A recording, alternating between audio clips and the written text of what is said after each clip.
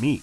Is it okay to eat when it comes to heart health or not? Hey guys, welcome back to Foodie Central. Today we'll talk about why meat can be really bad for you. Let's head into it. It's not true. That's impossible. In the past few decades, studies have consistently shown that regular consumption of meat, especially red processed meat, has a detrimental effect on human health. Even at low quantities, meat can increase the risk of diseases, including heart disease and some types of cancer. Everybody from the World Health Organization to the American Cancer Society has said, don't eat so much processed meats, don't eat so much red meats. However, every once in a while, an outlier comes out. A study published in 2019 concluded that red meat isn't dangerous for human health. A new controversial study released says eating red meat might not pose any health risks after all.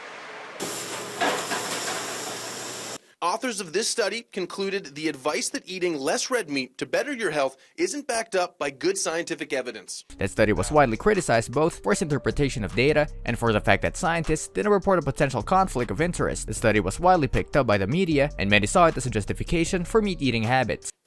Based on our research, we cannot say with any certainty that eating red or processed meat causes cancer, diabetes, or heart disease. Meat isn't bad. Porterhouse, also whiskey and a cigar. I'm going to consume all of this at the same time because I am a free American. Many publishers were quick to say, without sparing a second thought for anything else. Now, new research casts even more doubts on that idea. The newly published study found that 2 servings of red meat or processed meat, but not fish, per week was associated with a 3% higher risk of all causes of death. It's a small difference, but it's worth trying to reduce red meat and processed meat like pepperoni, bologna, and deli meats, said senior study author Norina Allen, associate professor of preventive medicine at Northwestern University, Feinberg School of Medicine. An individual is likely to fall into, we may be able to identify who's at risk for the development of heart disease and intervene before they actually develop heart disease. Red meat consumption also is consistently linked with other health problems like cancer. The study looked at the data from 6 cohorts, who were followed for up to 3 decades. After the data from different sources was adjusted and harmonized to fit a single analysis, researchers ended up with 29,682 participants. The participants self-reported on diet data, what they had eaten in the previous month or previous year, after which their cardiovascular health was followed. Researchers found a 3 to 7% higher risk of cardiovascular disease and premature death for people who ate red meat and processed meat 2 servings a week. Furthermore, there was a 4% higher risk of cardiovascular disease for people who ate 2 servings per week of poultry, but the evidence was less clear. Researchers refrained from making a clear recommendation about poultry intake, noting that the effect might be owed to the cooking method and consumption of chicken skin rather than the chicken meat. Notably, there seemed to be no association between eating fish and cardiovascular disease or mortality. Replacing some of the animal products in our diets with plant-based equivalents can make a significant difference, researchers conclude. Based on the Mediterranean diet, which is rich in whole grains, veggies, fruits, fish, and olive oil, have a reduced risk of many health issues. Ron, would you like some salad?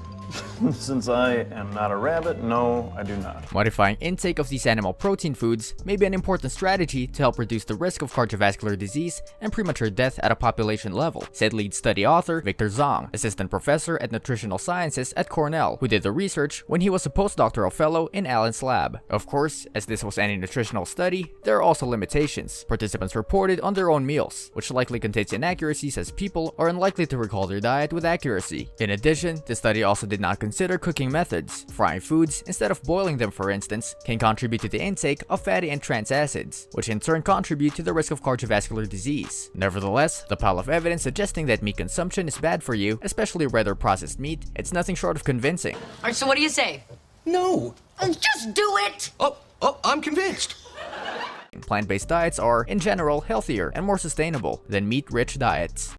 Oh my God! Wow! Oh my God! This brings us to the end of our video. I hope you enjoyed it. Hit like if you did, and don't forget to subscribe to our channel so that you don't miss any of our videos in the future. Also, watch the 2 videos that are on your screen because I'm sure you'll love them.